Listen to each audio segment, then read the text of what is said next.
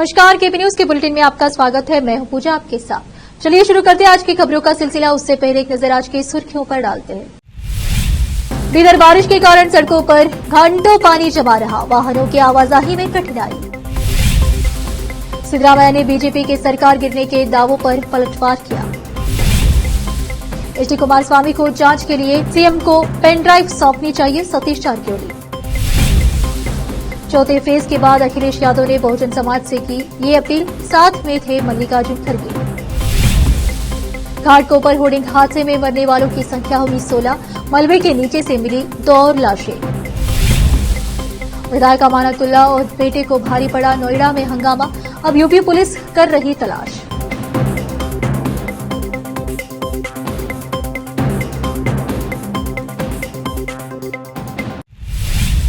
समाचारों का सिलसिला शुरू करते हुए देखते हैं समाचार विस्तार से। इधर बीती आधी रात तेज हवा के साथ मूसलाधार बारिश का सिलसिला शुरू हुआ, जिससे शहर के विभिन्न क्षेत्र में कुख पेड़ गिरने की सूचना है। उसी के साथ साथ शहर के कुछ सड़कों पर बारिश का पानी जमा हुआ, जो आज दोपहर तक भी जमा रहा। खासकर शहर में रहे रेलवे अंडरब्रिज में सड़कों ने तालाब का रूप लिया, जिससे वाहनों की आवाजाही में कठिनाई बनी रही। हैदराबाद रोड पर स्थित मार्केट पुलिस स्टेशन के सम्मुख रहे अंडरब्रिज में भी पानी जमा रहने से बड़े और छोटे वाहनों को आने जाने में कठिनाइयों का सामना करना पड़ा। कैमरामैन पपुराज का कवरेज। सर परसों की बात है सर, नाइट में हम लोग इधर से आ रहे थे बाइक पे, तो एक मायलूर की एक लेडीज और एक बच्चा था। एक्सीडेंट इतना बुरा हुआ, यहाँ पे देखो आप देख सकते हैं आप, इतना बुरा गड़ा है, गिर के पूरा मुंह फुट गया, पूरा मुंह पूरा खूना खून हो गया है सर। यहाँ बारिश हो रही, इतना गड़ा है, इतना स्पीड जा रहे बाइक सीधे से, यहाँ कोई काम नहीं हो रहा, इधर रोड पे का काम नहीं हो रहा, कुछ काम नहीं हो रहा, और बाइक का स्पीड आ रही इधर से। कोई फैमिली रहती, कोई बच्चा रहता, गिर गया, अगर कुछ हो गया कौन जिम्मेदार होते। वहाँ देखो पूरा रोड को लत्तन हो गई, पूरा गड़े बड़े बड़े इतने बड़े बड़े गड़े हो गए। क्या है, कुछ काम नहीं कर रहे, कुछ काम नहीं हो रहा। ये ब्रिज के नीचे की रोड है। हमारे खान साहब तो बहुत भारी काम करते हैं। अब क्या है, ये थोड़ा काम रुक गया, सो है काम करा दिया तो अच्छा था। अब लोगों का एक्सीडेंट हो रहा, क्या है मालूम, लोग घायल हो रहे हैं। उत्तेज की हमारा दरख्वास्त है, काम हो जाना चाहिए। मुख्यमंत्री सिद्धरामैया ने कहा कि बीजेपी और महाराष्ट्र के मुख्यमंत्री एकनाथ शिंदे दोनों के बयान की कर्नाटक में कांग्रेस सरकार गिर रही है, राजनीति से प्रेरित है। हमारे बीच कोई अंदरूनी कलह नहीं है। अगर ऐसा होता तो लोकसभा चुनाव में मिलकर काम करना संभव नहीं होता। शिंदे ने एक राजनीतिक बयान दिया है, उन्हें पहले अपनी सरकार बचाने दीजिए। उन्होंने मंगलवार 14 मई को मैसूर में पत्रकारों से बात करते हुए कहा। सिद्धरामैया ने हाल ही में घोषित एमएलसी चुनाव का जिक्र करते हुए कहा कि मतदाता राजनीतिक रूप से परिपक्व है। स्नातक निर्वाचन क्षेत्र और शिक्षक निर्वाचन क्षेत्रों में मतदाता राजनीतिक रूप से परिपक्व है और जानते हैं कि क्या सही है और क्या गलत है। उनके पास केंद्र की भाजपा सरकार की उपलब्धियों की तुलना हमारी सरकार की उपलब्धियों से करने की ताकत है। मुख्यमंत्री ने यह दावा करने के लिए भाजपा की कर्नाटक इकाई की भी आलोचना की कि कर्नाटक में कांग्रेस सरकार गिर जाएगी। राज्य भाजपा नेताओं हमारी सरकार के बारे में चिंता न करें, यह सुनिश्चित रूप से 5 साल पूरे करेगी। अपनी पार्टी के बारे में सोचो। लोकसभा चुनाव में टिकट से वंचित हुए सभी असंतुष्ट नेता अपने साथ हुए अन्याय का बदला ले रहे हैं। यह आश्चर्य की बात नहीं है कि चुनाव नतीजों के तुरंत बाद बदले की आग भड़क उठी। सिद्धरामैया ने यह भी कहा कि बीजेपी पार्टी के कई नेता मौजूदा बीजेपी प्रदेश अध्यक्ष पीवाई विजेंद्र के खिलाफ साजिश रच रहे हैं। उन्होंने कहा कि नेता चुनाव का झटका पिता पुत्रों के सिर मरने की तैयारियां कर रहे हैं और इन नेताओं को राष्ट्रीय स्वयंसेवक संघ आरएसएस के एक धड़े का समर्थन प्राप्त है। केपीसीसी के कार्यकारी अध्यक्ष और पीडब्ल्यूडी मंत्री सतीश जारकिहोली ने कहा कि महत्वपूर्ण डेटा के साथ एक पेनड्राइव होने का बार बार दावा करने के बजाय पूर्व मुख्यमंत्री एचडी कुमारस्वामी को इसे मुख्यमंत्री सिद्धरामैया को सौंप देना चाहिए और मामले की जांच शुरू करने में मदद करनी चाहिए। मंगलवार को एक संवाददाता सम्मेलन में जारकिहोली ने कहा कि पेनड्राइव से संबंधित मामले की जांच करना तब तक संभव नहीं है जब तक कि इसे अधिकारियों को नहीं सौंपा दिया जाता। उन्होंने कुमारस्वामी पर निशाना साधते हुए कहा कि कुमारस्वामी एक पेनड्राइव होने का दावा करते हुए अनुचित आरोप लगा रहे हैं, जिसमें कुछ गंभीर डेटा है। कुमारस्वामी को तुरंत पेनड्राइव सीएम को देनी चाहिए। जारकिहोली ने पूर्व सीएम के उक्त पेनड्राइव की सामग्री की जांच शुरू करने की इच्छा के दावों को खारिज कर दिया। उन्होंने सवाल किया, पेनड्राइव में क्या है, यह जानने से पहले ही जांच कैसे की जा सकती है। उन्होंने आश्वासन दिया कि अगर राज्य सरकार को पेन ड्राइव से जुड़ी सारी जानकारी मिल जाएगी तो वह मामले की निष्पक्ष जांच कराएगी। इस बीच जारकिहोली ने कहा कि उन्होंने आम चुनाव और कांग्रेस द्वारा जीती जा सकने वाली संभावित सीटों पर चर्चा के लिए गृह मंत्री जी परमेश्वर से मुलाकात की।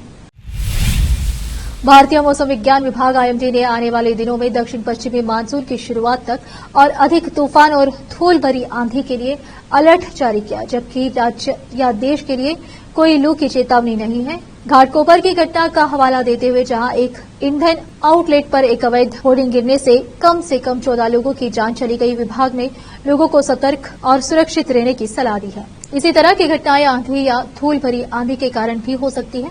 मौसम विज्ञान के महानिदेशक मृत्युंजय महापात्र ने बताया कि लंबे समय तक गर्म और शुष्क मौसम और कम आर्द्रता के कारण महाराष्ट्र, गुजरात और राजस्थान जैसे राज्यों में धूल भरी आंधियां आ रही है। उन्होंने कहा कि आने वाले दिनों में ऐसे और तूफान आ सकते हैं। उन्होंने कहा हमने आने वाले दिनों में मानसून की शुरुआत तक घाटों और दक्षिणी प्रायद्वीप सहित देश के अधिकांश हिस्सों में तूफान का अलर्ट भी जारी किया है। मानसून की शुरुआत से पहले यह एक नियमित घटना है, लेकिन लंबे समय तक गर्म और शुष्क रहने के कारण तीव्रता अधिक होगी। आईएमडी पुणे के एक अधिकारी ने कहा, हालांकि धूल भरी आंधी और तूफान दुर्लभ नहीं है, लेकिन तट पर स्थित मुंबई जैसे शहर में यह सामान्य नहीं है। सोमवार की धूल भरी आंधी स्थानीय संवहन के कारण गंभीर थी और हवा में नमी कम होने के कारण आई। रोकते समाचारों का सिलसिला एक ब्रेक के लिए, जल्द लौटते हैं ब्रेक के बाद।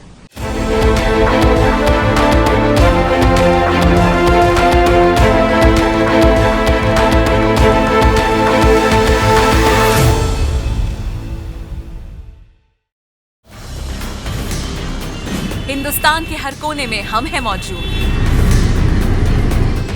24 घंटे हालात पर गहरी नजर, खबरों से जुड़े चुपते सवालात और आपको दिखाता है धार्मिक, सामाजिक, राजनीतिक, लोकल और इंटरनेशनल न्यूज की सबसे बेहतर कवरेज, जो आपको रखती है हर पल बाखबर। देश और दुनिया भर की खबर के लिए देखते रहें केपी न्यूज 24/7। ब्रेक के बाद आपका स्वागत है। आइए देखते हैं देश के अन्य समाचार। समाजवादी पार्टी के सुप्रीमो अखिलेश यादव ने कांग्रेस अध्यक्ष मल्लिकार्जुन खड़गे के साथ एक संयुक्त प्रेस वार्ता में बीजेपी पर जमकर निशाना साधा। साथ ही उन्होंने कहा कि वह बहुजन समाज के लोगों से अपील करते हैं कि वे अपना वोट खराब न करें और लोकतंत्र को मजबूत बनाने के लिए इंडिया गठबंधन की मदद करें। वहीं कांग्रेस अध्यक्ष मल्लिकार्जुन खड़गे ने बीजेपी के अब की बार 400 पार के नारे पर तंज कसते हुए कहा कि इस बार प्रधानमंत्री नरेंद्र मोदी की विदाई तय है और उनकी 2 से सीटें भी नहीं आ रही है। बता दें कि लोकसभा चुनाव के 4 फेज खत्म होने के बाद दोनों ही गठबंधन खुद के आगे होने का दावा कर रहे हैं। प्रेस कॉन्फ्रेंस में बहुजन समाज पार्टी द्वारा चुनाव में इंडिया गठबंधन के खिलाफ प्रत्याशी उतारने पर अखिलेश ने कहा, मैं यही अपील करूंगा कि बहुजन समाज के लोग जो बाबा साहेब भीमराव अम्बेडकर में आस्था रखते हैं, जो उनके बनाए हुए संविधान को बचाना चाहते हैं, वे अपने वोट खराब न करें, इंडिया गठबंधन की मदद करें जिससे लोकतंत्र को मजबूत किया जा सके। अखिलेश ने मीडिया से बात करते हुए बाद में यह भी कहा कि बीजेपी को जितनी ऊंचाई पर जाना था वह जा चुकी है और अब नीचे गिर रही है। उन्होंने कहा कि भाजपा का रथ फंसा नहीं है बल्कि धंस गया है। कांग्रेस अध्यक्ष खड़गे ने दावा किया कि लोकसभा चुनाव के 4 चरण संपन्न होने के बाद विपक्षी गठबंधन इंडिया मजबूत स्थिति में है और 4 जून के बाद सरकार बनेगा। उन्होंने कहा, देश में चुनाव के 4 चरण संपन्न हो चुके हैं, विपक्षी गठबंधन मजबूत स्थिति में है। मैं पूरे विश्वास के साथ कह सकता हूं कि हिंदुस्तान की जनता ने प्रधानमंत्री नरेंद्र मोदी की विदाई तय कर दी है। 4 जून को इंडिया गठबंधन नई सरकार बनाने जा रहा है। यह देश के भविष्य का चुनाव है, सबके हक को बचाने का चुनाव है। देश के भविष्य को बचाने के लिए सबको मिलकर काम करना होगा। मुंबई के घाटकोपर होर्डिंग हादसे में मरने वालों की तादाद बढ़ती ही जा रही है। मलबे के नीचे से 2 और लोगों की डेड बॉडी मिली है, जिसके बाद मरने वालों की संख्या 16 हो गई है। दरअसल मुंबई में 13 मई को अचानक आई धूल भरी आंधी और तूफान के कारण घाटकोपर के पंत नगर इलाके में एक विशालकाय होर्डिंग गिर गया। आसपास के कई घर और एक पेट्रोल पंप इसके नीचे दब गए। इस हादसे में बड़ी संख्या में लोग होर्डिंग के नीचे दबे लोगों का लगातार रेस्क्यू किया जा रहा है। एनडीआरएफ के अधिकारी ने बताया कि मुंबई में होर्डिंग गिरने वाली जगह पर मलबे के नीचे से 2 और शव मिले हैं। ऐसे में अब इस हादसे में दबकर मरने वाले लोगों की संख्या बढ़कर 16 हो गई है और 88 अन्य के घायल होने की सूचना है। इनके अलावा 60 से ज्यादा लोगों को सुरक्षित निकाला जा चुका है। कुछ लोगों के अब भी अंदर दबे होने की आशंका है। मलबे में पेट्रोल पंप के भूमिगत भंडारण के भी होने के कारण बचाव कार्य में ऐसे उपकरणों का इस्तेमाल कम से कम किया जा रहा है जिनसे आग लगने की आशंका हो। वहीं मुंबई में यहां जिस जगह पर एक पेट्रोल पंप पर एक विशाल होर्डिंग गिरा था उसके पास ही आज आग लगने से लोगों में दहशत फैल गई। हालांकि आग को तुरंत काबू पर लिया गया। प्रत्यक्षदर्शियों ने बताया कि सोमवार दोपहर होर्डिंग गिरने के बाद से आज लगातार तीसरे दिन बचाव कार्य जारी रहा। भारी लोहे के रॉड को काटने के लिए इस्तेमाल किए जा रहे गैस कटर से आज आग लग गई। मुंबई फायर ब्रिगेड की टीम मौके पर ही मौजूद थी। उसने 10 मिनट के भीतर आग पर काबू पा लिया। घटना में किसी के हाथाहाथ होने की खबर नहीं है। आग बुझाने के बाद बचाव कार्य पहले की तरह जारी रहा। उत्तर प्रदेश के नोएडा में पेट्रोल पंप पर हंगामा करना आम आदमी पार्टी के विधायक अमानतुल्लाह खान और उसके बेटे को भारी पड़ रहा है। यूपी पुलिस लगातार अमानतुल्लाह खान और उनके बेटे अनस की गिरफ्तारी के लिए संभावित ठिकानों पर दाविश दे रही है। हालांकि विधायक और उसका बेटा गायब है और पुलिस को अब तक कहीं भी नहीं मिला है। आइए जानते हैं कि क्या है इस मामले के पीछे की कहानी। दरअसल कुछ दिनों पहले आम आदमी पार्टी के विधायक अमानतुल्लाह खान और उसके बेटे पर पेट्रोल पंप पर कर्मियों के साथ कथित रूप से मारपीट करने और धमकी देने के मामले में केस दर्ज किया गया था। इस घटना का वीडियो भी सोशल मीडिया पर वायरल हुआ था।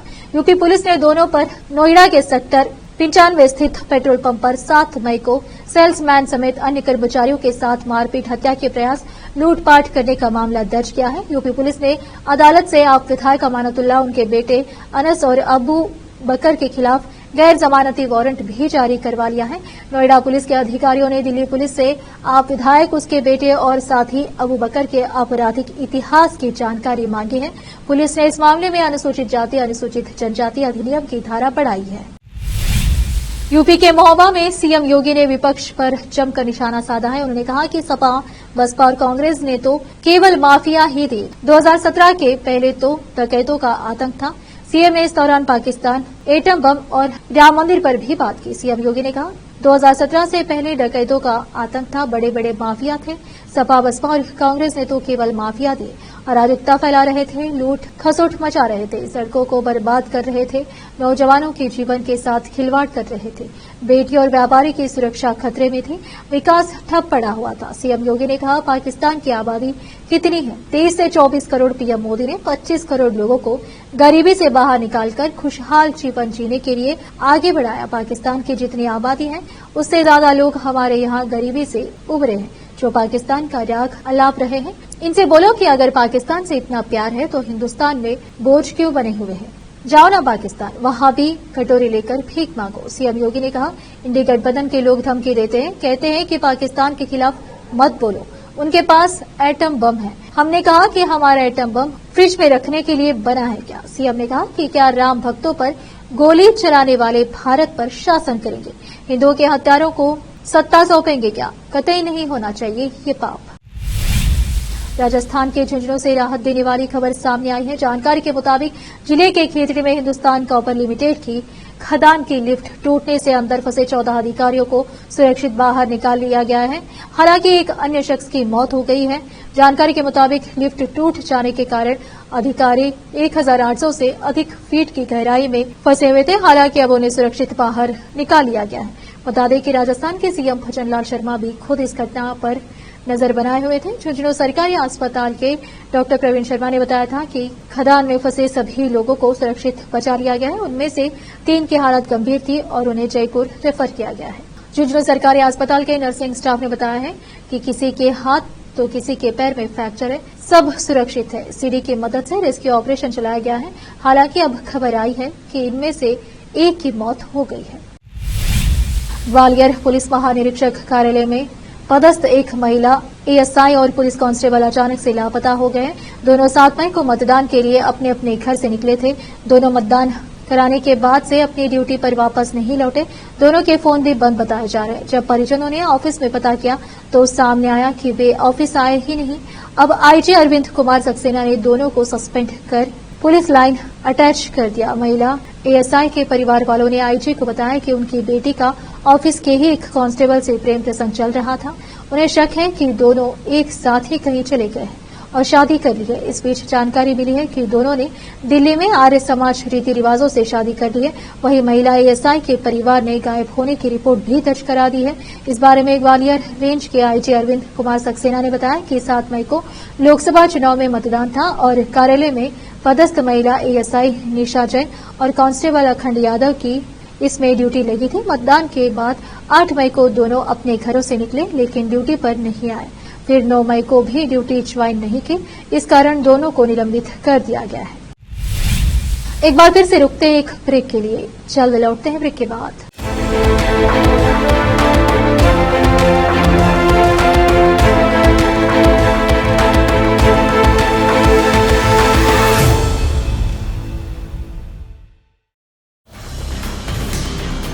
हिंदुस्तान के हर कोने में हम हैं मौजूद। 24 घंटे हालात पर गहरी नजर, खबरों से जुड़े चुपते सवालात और आपको दिखाता है धार्मिक, सामाजिक, राजनीतिक, लोकल और इंटरनेशनल न्यूज की सबसे बेहतर कवरेज जो आपको रखती है हर पल बाखबर।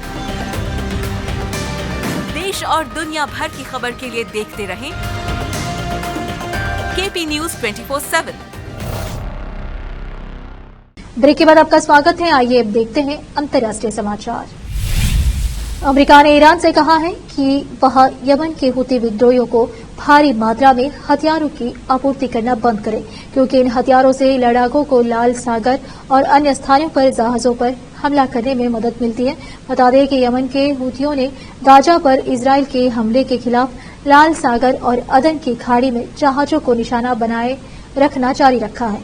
अब तक दर्जन भर जहाजों को यमन के हुतियों मिसाइल और ड्रोन हमले से निशाना बना चुके हैं। अमेरिका के उपराजदूत रॉबर्ट वुड ने संयुक्त राष्ट्र सुरक्षा परिषद को बताया कि यदि निकाय यमन में गृह युद्ध समाप्त करने की दिशा में प्रगति चाहता है तो उसे सामूहिक प्रयास के तहत ईरान को अस्थिरता पैदा करने की भूमिका से रोकना चाहिए और कहना चाहिए कि वह हुती विद्रोहियों को समर्थन देना बंद करे। उन्होंने कहा कि इस बात के व्यापक साक्ष्य हैं कि ईरान संयुक्त राष्ट्र के प्रतिबंधों का उल्लंघन करते हुए हुतियों को बैलिस्टिक और क्रूज मिसाइल सहित उन्नत हथियार मुहैया करा रहा है। वुड ने कहा, हथियार प्रतिबंध को लेकर किए जा रहे उल्लंघन के संबंध में परिषद की चिंता को रेखांकित करने के लिए हमें व्यवस्था को मजबूत करने तथा उल्लंघनकर्ताओं पर नकेल कसने के लिए और अधिक प्रयास करना चाहिए। हुतियों का कहना है कि लाल सागर और अदन की खाड़ी में नौवाहन पर उनके हमलों का उद्देश्य गाजा में युद्ध को समाप्त करने के लिए इजरायल पर दबाव बनाना है। गाजा में जारी युद्ध में 35,000 से अधिक फलस्तीनियों की जान जा चुकी है।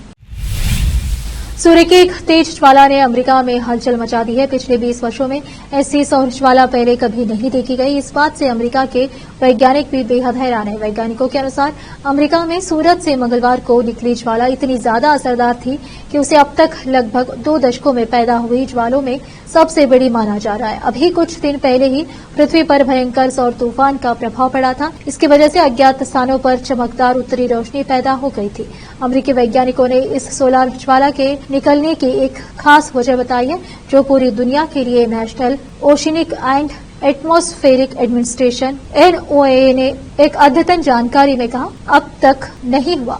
NOAA के अनुसार यह 11 साल के इस सौर चक्र की सबसे बड़ी चमक है जो अपने चरम पर पहुंच रही है। इससे पहले ऐसी सौर चमक 20 वर्षों में कभी नहीं देखी गई।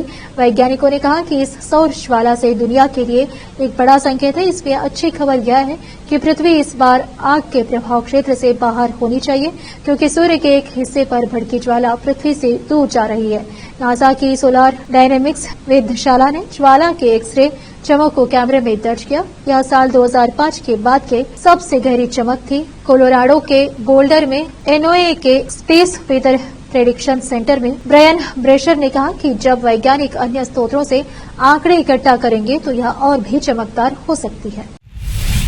फिर से एक नजर सुर्खियों पर। बेदर बारिश के कारण सड़कों पर घंटों पानी जमा रहा, वाहनों की आवाजाही में कठिनाई। सिद्धरामैया ने बीजेपी के सरकार गिरने के दावों पर पलटवार किया।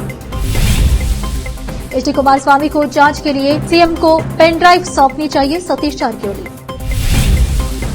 चौथे फेज के बाद अखिलेश यादव ने बहुजन समाज से की ये अपील, साथ में थे मल्लिकार्जुन खड़गे। घाटकोपर होर्डिंग हादसे में मरने वालों की संख्या हुई 16, मलबे के नीचे से मिली 2 और लाशें। विधायक अमानतुल्लाह और बेटे को भारी पड़ा, नोएडा में हंगामा, अब यूपी पुलिस कर रही तलाश।